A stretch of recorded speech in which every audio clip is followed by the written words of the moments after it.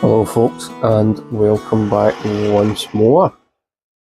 So today what I'm going to be targeting is this zone right here. Now you've probably heard me in some of my other videos saying I don't want to go too green, particularly in a station area. So I'm just going to shift this wee tree so you can see what I'm proper targeting from here through to here.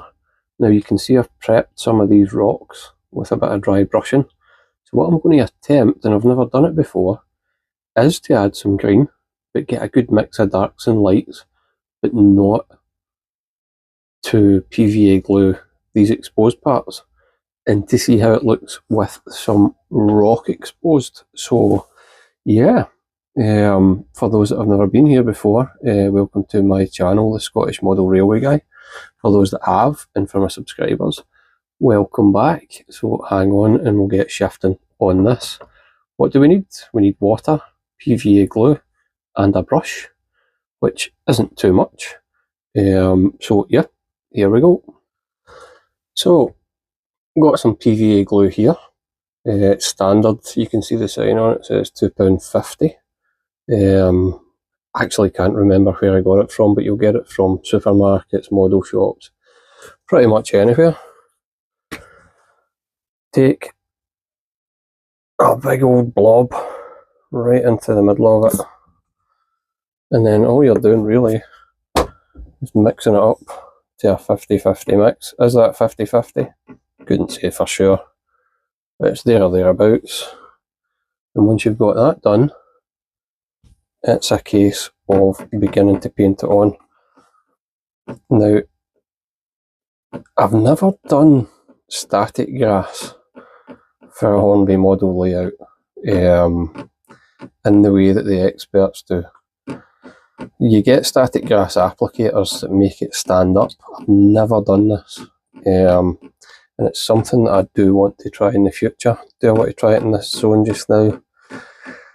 Unsure, but what I'm going to do is I'm not going to put my normal green scatter on this. I'm actually going to sprinkle on, well, I will put some green scatter, and then I'll sprinkle on some sort of fibrous glass, and you'll see the difference compared to the sort of greener zones down here. It'll be more old, sort of what you would expect from trackside. So that is the glue ready, and it's just a case of avoiding the rocks. So what I'm going to do is paint it all on like that, avoiding the rocks, and then I'm going to use a sieve with some green, but I'm not going to go heavy on the scatter green. I'm just going to go a little bit light. I might put some ballast through it, but I'm going to do it all on hyperlapse so you can see how your layout can take shape really, really quickly with just a few little things done. So hang on, we are going to skip to hyperlapse. Here we go.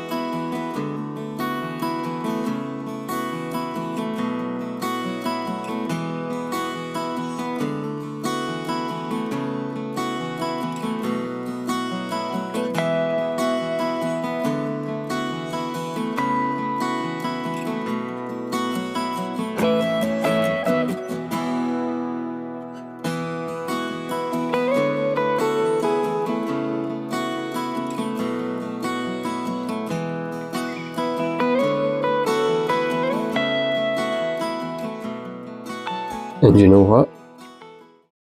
It looks okay. I'm reasonably happy with that. What I've always been looking for is it possible for me, a total amateur at this, to get something that looks half realistic? And I think looking through that part in particular, yeah, this is where we got to. Now what I've always been looking for is, can a total amateur like me, who's never done Hornby modelling before, pull off something that looks half realistic?